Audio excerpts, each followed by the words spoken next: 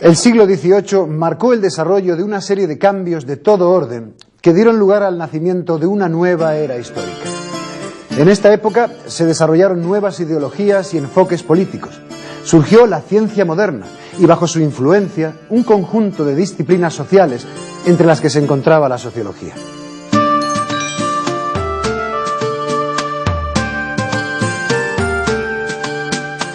Pero, ¿cómo se produjeron todos estos cambios? ¿Cuáles fueron los factores sociales e intelectuales que hicieron posible el desarrollo de la sociología en esta nueva era histórica? Primero fue el cambio de las ideas, la apertura de las mentes a nuevas posibilidades y concepciones sobre el hombre, la naturaleza y el Estado. Fueron los tiempos del Renacimiento, de la Ilustración y el inicio de una nueva forma de pensamiento científico.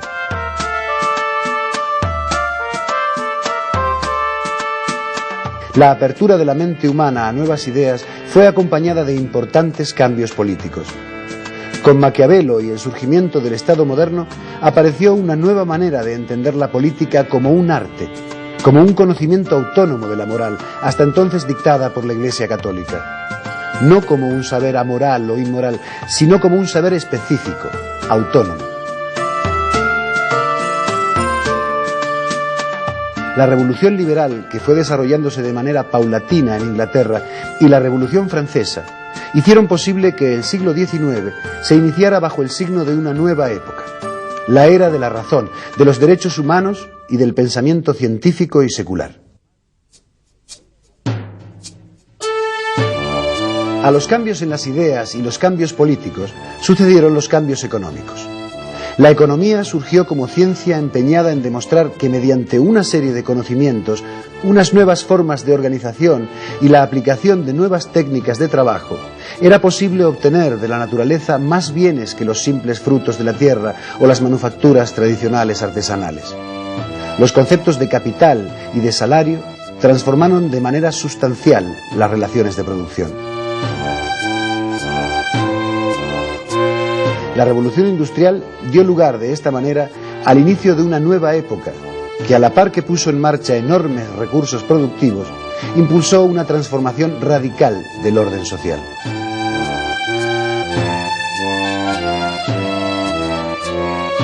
La población se fue trasladando desde el campo hasta los núcleos urbanos, en donde las nuevas fábricas crecieron, impregnando todo un nuevo clima social. En pocos años, millones de seres humanos cambiaron de lugar de residencia, de forma de trabajo, de estilos de vida, de costumbres y de ideas. Los nuevos obreros industriales se hacinaron en los barrios proletarios en unas condiciones penosas de vida y de salubridad. Con unas jornadas de trabajo de 10 y 12 horas diarias, con una grave explotación de mujeres y niños y con una nula atención a las condiciones de higiene y seguridad en el trabajo. En poco tiempo, la llamada cuestión social se convirtió en un foco de atención prioritario en todo el pensamiento social, desde los teóricos socialistas hasta papas como León XIII, que en su encíclica Rerum Novarum denunció las consecuencias negativas del nuevo orden económico. Algo fallaba en aquel nuevo contexto social. Era como si el agua le faltara al pez, se enturbiara, o el aire se hiciera irrespirable para un ser vivo en tierra firme. Faltaba un contexto social estable.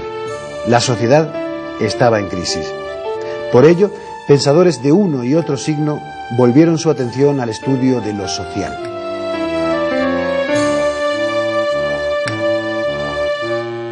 Este fue el clima en el que surgió la sociología, con la intención de ocuparse de los problemas de esa intensa construcción y reconstrucción del orden social.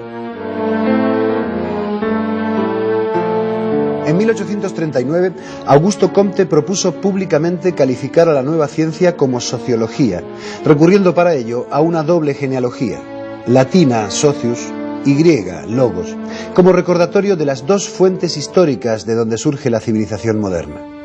Aunque su propuesta tardó en ser aceptada y la sociología como ciencia se desarrolló con bastante lentitud, la primera piedra de una nueva rama del saber había sido puesta.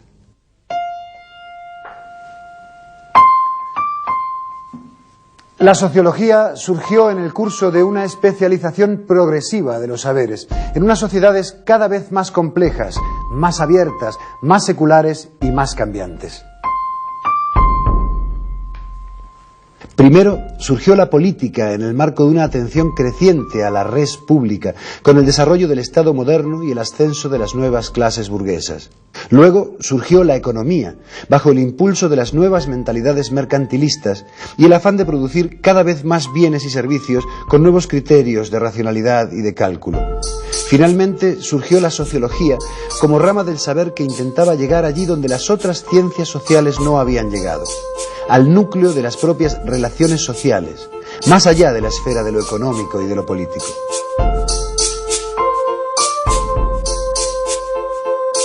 El nacimiento de la sociología fue estimulado, como hemos dicho, por el impacto creciente de los problemas sociales que la revolución industrial había desencadenado. La cuestión social y la conciencia vivida de los cambios sociales pusieron el problema de la sociedad en el punto de mira. Había que ocuparse del estudio de los procesos de estructuración y desestructuración de la sociedad.